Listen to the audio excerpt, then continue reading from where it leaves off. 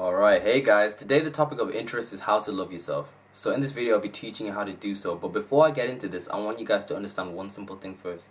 And the thing I want you to understand is that everything in life is a skill set. So being happy, that's a skill set. Being able to cultivate good relationships, that's a skill set. Right? Being able to cultivate wealth, that's a skill set. Being able to love yourself is a skill set as well. In and of itself, it's just a skill set. And all these things I've mentioned don't just arise in people. People just don't wake up with the ability to be happy all the time without developing the skill set first. It's not like, I just woke up one day and, I just decided I was going to be happy all the time. You're not happy without developing the skill set to be happy first. Right? So I bet you know loads of people who have like seemingly everything they need to be happy, but they always find a way to be miserable. Right? The reason they're miserable all the time is because they've not cultivated that skill set. Right? They've not trained their mind to be able to look at the things that they're grateful for, even when they're in the midst of turmoil or in the midst of chaos. Right? It's a skill set. And it's the same thing with self-love. Like a lot of us beat ourselves down for it, so we think, I'm so stupid because I don't love myself. There's something wrong with me. I am broken. It's not that you're broken. There's nothing wrong with you. It's just that you haven't developed the skill set. So I'll teach you how to develop that skill set in this video so that you're able to transform the relationship that you have with yourself. Okay? So the first point of reference we need to attack is this. Is when you say that you hate yourself or when you say that you don't like yourself, you must ask yourself, is it the whole of me that I don't like? Is it the whole of me that I hate or despise? Or is it just an aspect of myself that I don't like?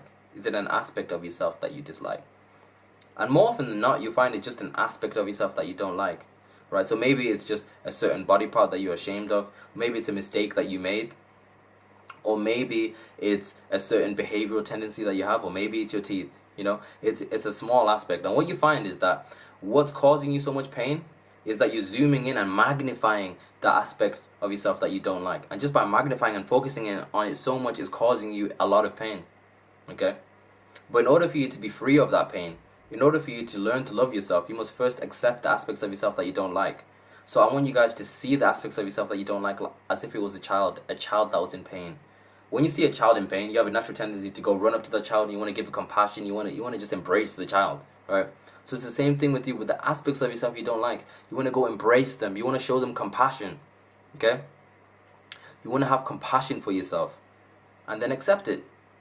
And when I say accept, acceptance is a decision. And acceptance doesn't mean that you like the thing that you're accepting, it doesn't mean that you like the aspect of yourself that you're resisting. All it means is that you stop judging it and you stop labeling it as wrong or you stop labeling it as not good enough. You just accept, right? Embrace it. Okay, so I'm going to give you a practical solution to sort this out, to learn to accept yourself. It's a practical exercise that will help you. So you want to do this once before you wake up. Once when you wake up, and once before you go to bed. So this is what you do. So you go into the mirror and you say to yourself, I wholly love and accept myself just the way I am right now. And some of you guys may be feeling resistance with this. You might be saying, you know what, that's not true. I don't love myself the way I am right now. But it's not so much about you speaking what's happening right now, speaking your current reality. Because your current reality isn't all there is, right? There's more for you. So you want to speak into existence the things that you want to see in your life. So you need to say this to yourself. Because you're influencing your subconscious mind. You're telling your subconscious mind what you want. You're retraining your brain. You're rewiring yourself. And what you find is when you do this exercise, I wholly love and accept myself just the way I am right now, you'll find there'll be feelings of resistance within you, right? You have flashbacks of the time you made that mistake. You have thoughts of that body part that you're ashamed of, right? The aspects of yourself that you're resisting, those will all come up. But when they do come up, you say it again. You say, I wholly love and accept myself just the way I am right now. And you do that 10 times.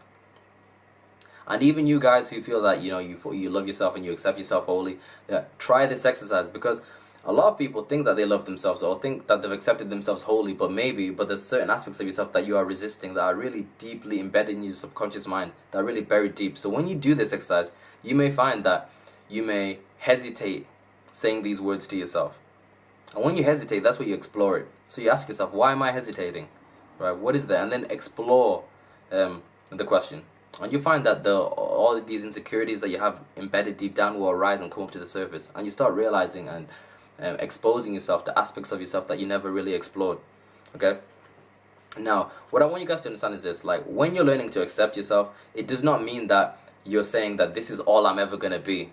Right? You have to understand that acceptance is a prerequisite to change. So once you've learned to accept yourself and you've learned to make peace with the parts of yourself that you're not happy with, what's going to happen is this.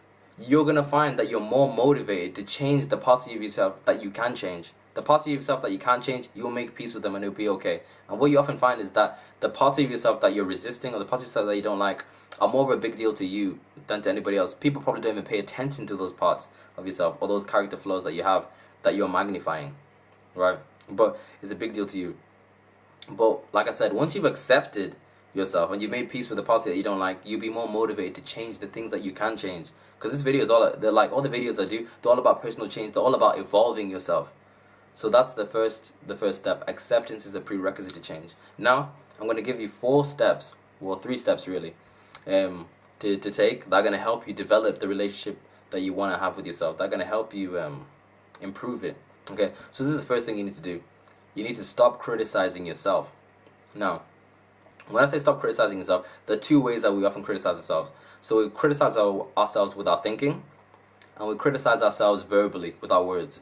So I'm going to target the thinking part of it first. So when you make a mistake, or you slip up, or you feel inadequate, pay attention to your thinking and pay attention to what you're saying to yourself, because a lot of the time we're not paying attention to our thoughts. So we're actually beating ourselves down, and that's the reason why we feel bad about ourselves, because it's thinking that creates emotion. So pay attention to those thoughts, and you hear the thoughts that say, you're so stupid, you're how embarrassing, how could you do that, that was so terrible. When you hear those thoughts, just be aware of them, right? Don't try to change them, but just observe them. Just by observing them, you find that you create distance between your thoughts and yourself. You realize that you aren't your thoughts. There's a difference between the thoughts and you, right? And just by doing that, you weaken the power that the thoughts have over you, and eventually they'll dissolve. But it's through awareness that you dissolve the thoughts that attack you. It's through awareness, okay? So that's the first part. And then the second part, where you verbally do it. A lot of us do this verbally. You need to pay attention to the times that you criticize yourself. And you'll find that if you have a bad relationship with yourself, you do this a lot. So like publicly, especially in front of other people, you say like, oh, my legs are so fat. You say things like that. You say things like, I'm so stupid. Pay attention to when you're doing that, and then stop. Notice when you do that, and then immediately stop yourself from speaking those things out. Stop it. Okay? Stop it. And then, instead, dedicate 3 minutes a day to celebrating yourself. Because I bet the aspects of yourself that you're very proud of, things that you've done that you're very happy with. Okay, and I want you guys to learn to celebrate those, because we're often so quick to criticize and beat ourselves down before we encourage and uplift ourselves. Because the parts of yourself that deserve celebrating, the parts of yourself that are awesome, that need to be acknowledged. So really dedicate 3 minutes a day to really celebrating yourself, okay? So that's number 1. Number 2 is this: stop comparing yourself to other people. And this is the thing, like, if there was nobody else on this earth and you were alone and you were just doing the things that you enjoy, you'd probably feel very proud of yourself. You'd be proud of all the progress that you're making. But it's only because you compare yourself to other people that you create a feeling of inadequacy. And the thing is, a lot of the comparisons you make are based on false reality. So it's not even real. So like, sometimes you may be thinking like, oh, my life is a mess, it's so terrible. And then you compare it to somebody else on Instagram, or somebody that you know who seemingly has everything together. Okay, and you're thinking like, why can't my life be like this? Why do I have all these problems and this person has everything easy? They're just going scot-free, right? You have to understand that it's just an image. Like, there's no such thing as a problem-free life, right? Like, people got problems, man. Like even with body image as well. Like when you're on Instagram and you're comparing your body to somebody else's, a lot of those pictures you see are edited, right? It's not reality, and you're creating a map for success for yourself. You're creating a map for you to feel adequate based on pretense, based on something that's not achievable, based on something that's not real. And the reason I know this is because a lot of the people that you look up to, a lot of the people that you think are amazing and so admirational, or that I thought were admirational, have been people who've come and asked me questions, and I couldn't believe they were going through stuff, right? So it's not real. And even in my life as well, there have been moments where I portrayed the image that everything was going great for me, everything was so amazing, but I was stuck broke. Yeah, things were not going well for me, right? So don't trust image. Just focus on developing the best you that you can be. So it's okay to look at other people and take inspiration from it, but don't compare yourself to them, right? You don't know what's going on behind the scenes, okay? So that's the first thing you need to do. So I know it's easier said than done, but at least just be aware of it. Pay attention to it, okay? The third thing that I want you guys to stop doing is to stop making lose-win decisions. So when I say stop making lose-win decisions, what I'm saying is stop making decisions that sacrifice your own happiness and your own needs. So stop setting yourself ablaze to keep other people warm, in other words. So I used to have a tendency to do this, and I'm still working on this, because I used to portray the role of the nice guy. So you put other people's needs before your own. But when you do that, what you're really communicating to yourself is saying that what I want is not important. What everybody else wants is more important than my own needs. And that really wears away at your self-esteem, because you're not really loving yourself. Because if you're loving yourself, you'll be putting your needs first. So I'm not saying that you don't help people out when you can, but what I'm saying is that for the most part, you protect your own needs. So instead of making win-lose decisions, making decisions where lose-win decisions, making decisions where you lose and somebody else wins, learn to try and make win-win decisions. Make decisions where you win and somebody else wins also. So it's important that you take your own needs seriously. Okay, so those are the 3 things that I recommend you guys do. And if you do all this, you'll see that there's a massive improvement in the relationship that you have with yourself. But you must practice this, okay? So if there are any questions on this video, and anything that didn't make sense, or that anything that you want me to clear up, please comment below or hit me up on Instagram and we'll go through this, okay? So that's the video of the day, guys.